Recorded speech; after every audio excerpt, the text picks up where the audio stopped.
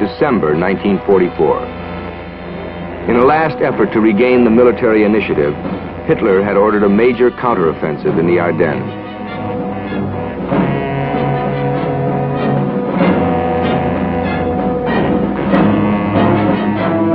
As fog and sleet grounded all Allied planes, German infantry and panzer units swept 50 miles into Belgium, recapturing the key road junctions of Saint-Vit and La Rouche, and surrounding the defenders of Bastogne. A major part of the German attack was turned against the town of Marche, Belgium, the key to the River Meuse, beyond which lay Paris, only recently liberated, and Antwerp, the Allies' chief supply port.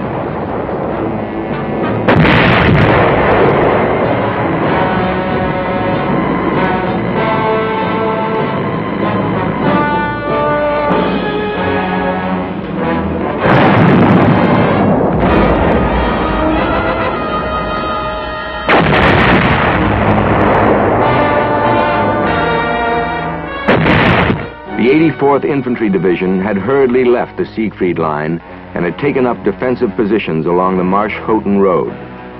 Only by the most heroic resistance would the Allies be able to hold in the flanks of the Nazi salient and keep the enemy line from bulging further westward. I'm Richard K. Hawkins. I was a first lieutenant with A Company 334th Infantry of the 84th Infantry Division. We were spread over an extremely wide frontage. Our rifle company actually covered close to a mile in width, with foxholes of 2 men each, roughly about 100 yards apart. This is perhaps 4 to 5 times the usual amount of frontage that a rifle company will cover in a defensive situation. There were several times when our forces were attacked by great numbers of tanks. In one instance, near the village of Verdun, approximately 200 enemy infantry and 9 Tiger tanks attacked us and actually overran our position. This was one of the few times in which it became necessary for me to call down artillery fire on our own position.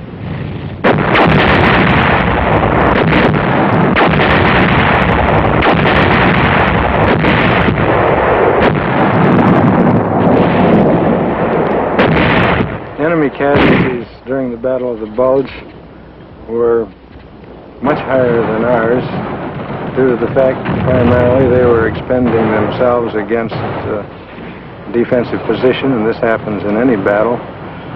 However, they had far overextended their supply lines, and many of the troops that we captured had not had any food for some time, and I would say that their casualties outnumbered ours by at least 3 to 1.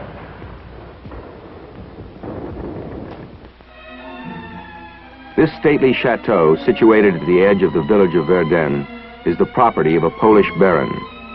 During the December fighting, it became a house of horrors, as it was methodically disfigured by some of the bitterest hand-to-hand fighting of the war. A member of the family recalls. My name is Elizabeth de Radyski, and I spent many days in the castle at Verdun. We witnessed the whole battle, and I was with my father and a few people from the village, and some friends who had come here to find shelter.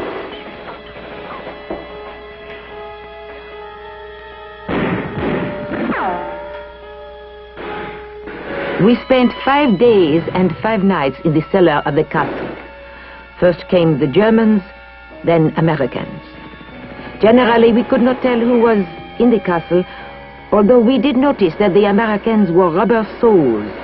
They walked softly, whereas the Germans, who wore metal tips, were very noisy.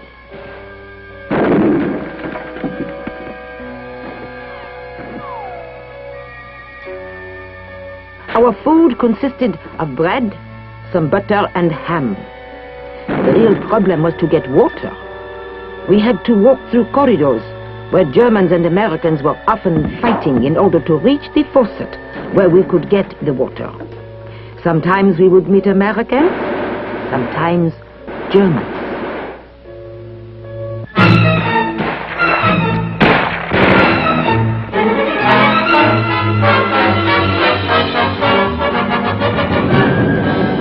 A week after the Ardennes offensive had begun, the weather suddenly cleared. Allied air reconnaissance and bombardment was now possible.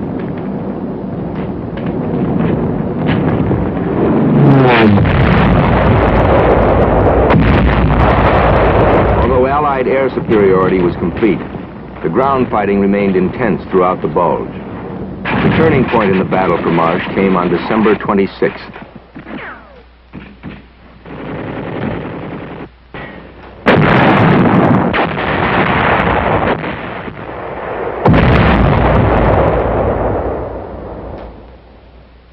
I'm Donald Phelps. I was a sergeant in the 333rd Infantry of the 84th Division.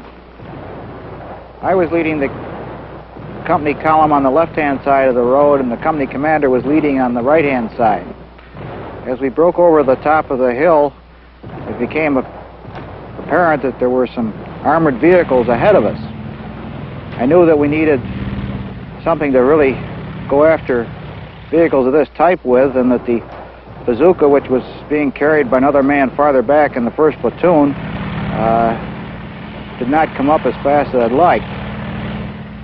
I found the bazooka back in the platoon behind me, but found the ammunition was across the road. I loaded once, got up real close, and fired.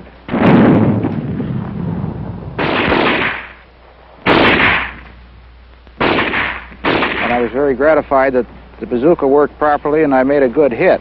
I'd never fired one before. I made 2 or 3 trips back to the ammunition supply and up and fired again. All of a sudden, somebody had spotted that we needed some help in that area, and some of our artillery fired. A piece of the shrapnel flew across my hand and arm, and as it came, I felt it burn, and I heard it bounce off the end of the bazooka.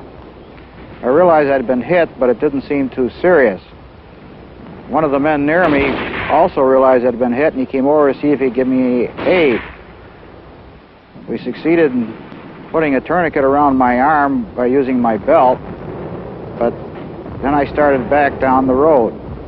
After we got back a couple of platoons, action was such that I could stand up and walk down the road, and all I could think of was, "Merry Christmas, boys."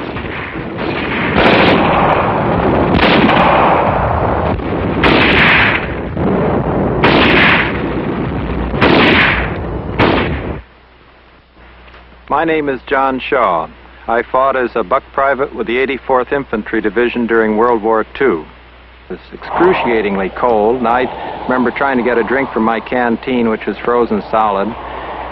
And so we started out through the woods, crouching and moving forward, and then someone yelled fire and shout, and so we started firing and shouting, and the tracers went through the woods, and we moved on in a kind of hysterical way, getting more and more excited as we moved forward and heard more noise and were firing.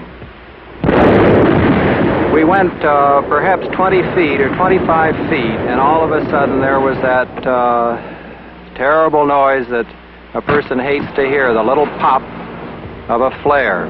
And it was a German flare, and it lit up the whole woods. And there we were, and there they were. The Germans then opened up with machine gun fire in 88s, and I know I had a kind of sinking feeling that this was it. This was the first real fighting that our company had been in, where we were playing with the big boys, and we knew that this was for keeps, and all of us were terrified. These machine gun bullets were firing a few feet off the ground, and then occasionally, as they would rake up and down this line of all through the woods, occasionally they would dip down, and then you'd hear somebody screaming from that section where they dipped down, and they sprayed us like just as if they had a garden hose. They sprayed and sprayed, and then more flares went up, and the tanks opened up directly again with 88 fire.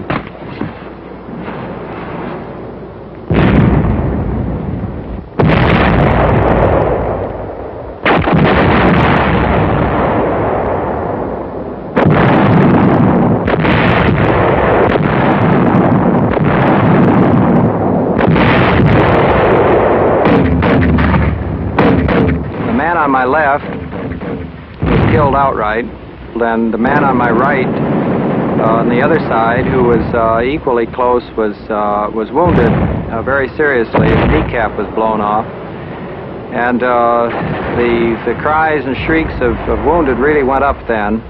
And I turned to the man on my right and put a tourniquet on his leg. My name is Major General Bill Sutton, and I was a battalion commander in the 84th Division in World War II. It was critically important for the 84th Division to hold the Marsh-Houghton Ridge and stop the attack. And only by the determination of the officers and men of the 84th Division and the expert leadership of General Bowling, the division commander, were they able to do this.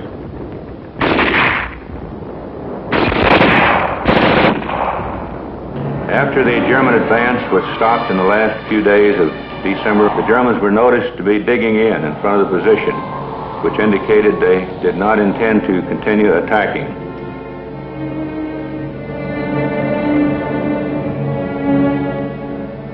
The Bulge would bulge no further. Hitler had again misjudged the capacity of the American soldier.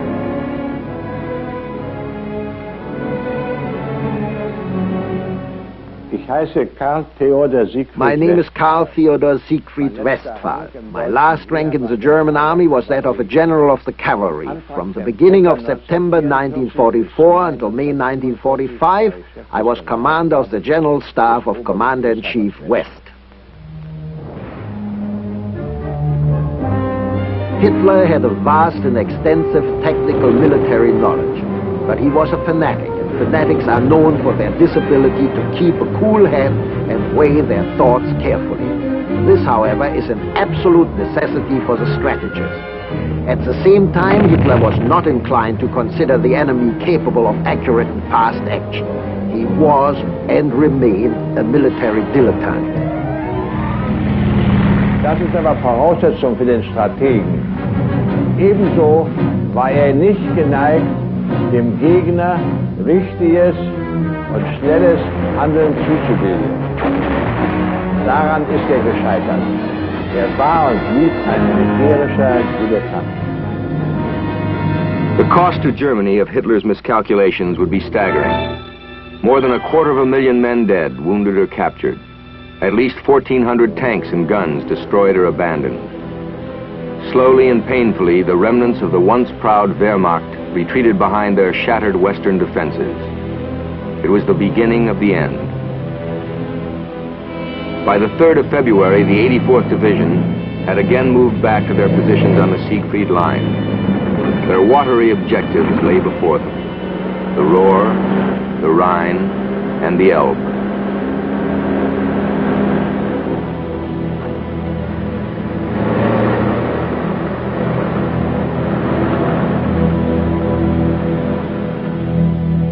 I'm Lieutenant General Louis W. Truman.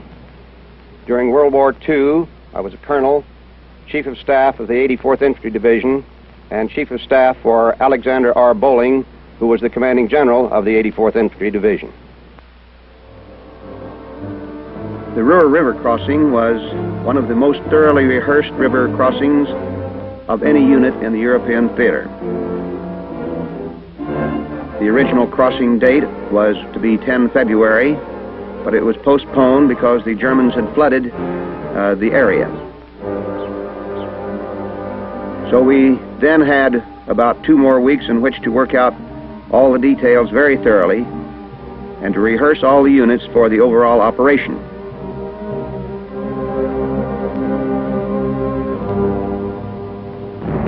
It's amazing that we ever got across the Ruhr River, considering the confusion that takes place during the preparations for the attack.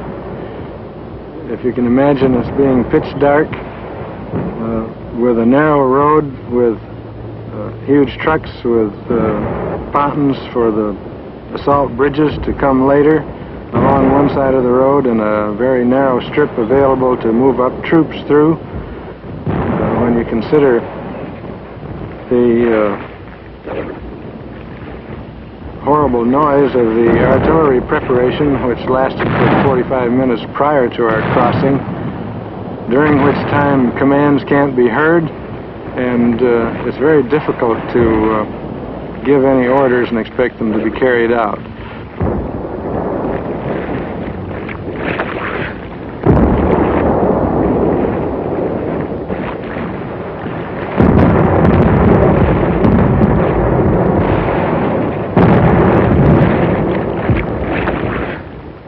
The Germans had constructed a rather wide band of wire, barbed wire, on the far side of the Roer River and studded it with S-mines, which bounced up in the air when triggered off about 6 feet and exploded there, making it impossible for anybody to avoid the fragments. This minefield and barbed wire on the far side of the river made the Roer River one of the biggest little rivers in the world as far as I was concerned.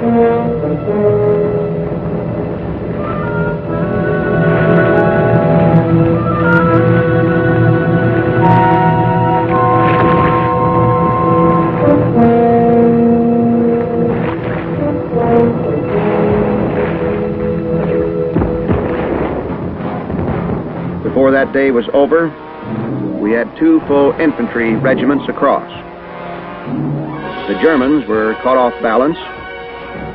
They did counterattack us at the town of Ball, but they were unable to organize themselves fast enough, and after 3 days, our position on the other side of the river was secure. It was General Bolling's impression at that time that the German soldier was no longer the same soldier whom we had faced earlier. The point now was to break through all of the resistance and give the enemy no time to catch his breath or to recover even for a moment.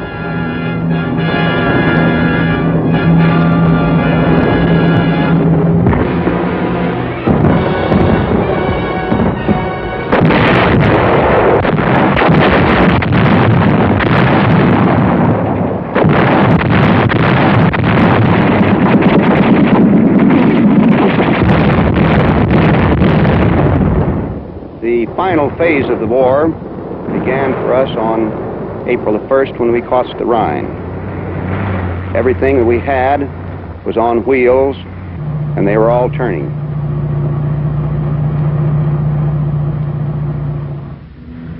We rolled across the northern part of Germany on autobahns for the most part, at great speeds and long convoys. This was exciting because we were covering so much ground compared to what it had been like on the Siegfried line earlier. And we rarely had to get out of the trucks except when we'd run into a rash of firing, then we'd have to jump out and run for cover, and then after a while the whatever difficulty would be taken care of, and then we'd roll on again. If combat can be described as fun, this was, because the weather was fine, and we were rolling, and we were going through a part of Germany which had not been much shot up, and we saw civilians for the first time, German civilians, and we were able to shout at Troy lines and do all the things soldiers like to do. Allied morale was high, for each man of the 84th knew that the war was near its end. During the more and more frequent lulls in fighting, there was time for a little relaxing, time even for the humorous anecdote. Army rations were pretty good, but one day after too many servings of corned beef, we spotted a half-starved German chicken. One of the men went out gunning for it. He was using an M1 rifle, but he had armor-piercing bullets in it. The soup we made that night, we had to strain the bones through our teeth. I am Fritz Kramer. I was with the 84th Division as a rather elderly soldier from my 35th to my 37th year, In one respect, I have to admit, however, I probably was not a very typical and normal soldier. I did like the army food. I wanted to get lots of food, I got it. I wanted to get simple food, I got it. Very many of my playmates felt that the army food was not good, but I must say in this connection that I have found in life that the people who, when traveling, complain that the oysters are never fresh enough and the champagne never cold enough are generally people who at home had neither champagne nor oysters.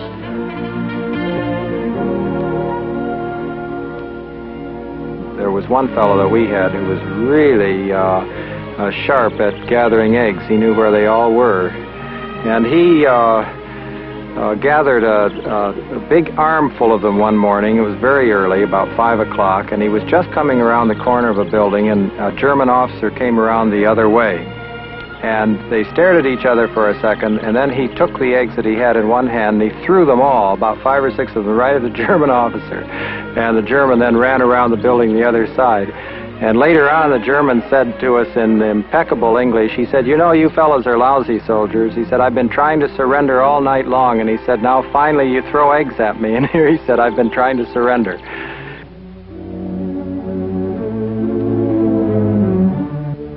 But there were other German soldiers who found surrender less of a problem. This experience was noted by a new member of the 84th Division, Lieutenant Colonel Alexander Bowling, Jr., then a rifle company commander and a son of the commanding general. He had only recently escaped from a German prisoner of war camp. By the end of April, A Company had reached the Elbe River. And this started a short but rather strange life for the men in the unit. The Germans had naturally withdrawn across the river to the other side, and they permitted us, strangely enough, to enjoy a degree of freedom during the daylight hours. We actually could go out into the river and fish, near our banks, of course. But at nighttime, any movement along the river whatsoever drew fire. At that particular time, there was a degree of mixed emotions among the men in the company. There was that particular feeling in which they wanted to go on and be the first unit into Berlin, which had been the division objective ever since they landed in Europe. And at the same time, the soldiers, I don't believe, wanted to have the honor of being the last man, the last casualty in the war. And I must admit the Elbe looked very wide at that time. After just a few days, really, on the Elbe, we awoke one morning and discovered, much to the amazement of everybody, that the far bank was virtually covered with tens of thousands of German soldiers, desperately trying to get across to our side. It was quite apparent that there was no effort, that this wasn't an attack, and as a result there was no effort on our part to prevent this crossing. They were trying to get across on rafts that they had made during the night, and on boats, on inner tubes, any way they could get across, and they were quite successful. And this, of course, was the day when our battalion, and I guess the division, captured the largest number of prisoners. The war wasn't over, but the Germans had decided that they were going to surrender to us rather than to the Russians. One of the lasting memories for me of this last action was when General Bowling and I crossed the very swift Elbe River to meet the oncoming Russians. This was on the 26th of April. On the far bank of the river were at least 10,000 German soldiers who had not yet been taken prisoner. Some were wounded, others were sick, and all were thoroughly demoralized. The very sight, though, of so many men trapped there on the other side of the river symbolized for me the total collapse of the German army and the absolute conclusion of hostilities. When we finally encountered the Russians on the opposite bank of the Elbe, they appeared to be a rather motley, disorganized crew with all kinds of transportation, including horse-drawn wagons, ambulances, motorcycles, bicycles, and even a few riding bareback plow horses. They were a very friendly, boisterous lot who seemed extremely happy to meet up with the Americans and finally realize that the war was at an end. For those who met at the Elbe on that April day in 1945, the war had reached its inevitable conclusion. On May 7th, the end would be made official by the formal surrender of all German forces to the Allies. The Third Reich, which Hitler had proclaimed would last 1,000 years, now lay buried within the rubble of a devastated Germany. For the majority of Germans, there was nothing left to fight with, nothing left to fight for. For the men of the 84th Infantry Division, there was the knowledge that from the Roer to the Rhine, and from the Rhine to the Elbe, they had accomplished every mission. They had been tried by fire, and they had won.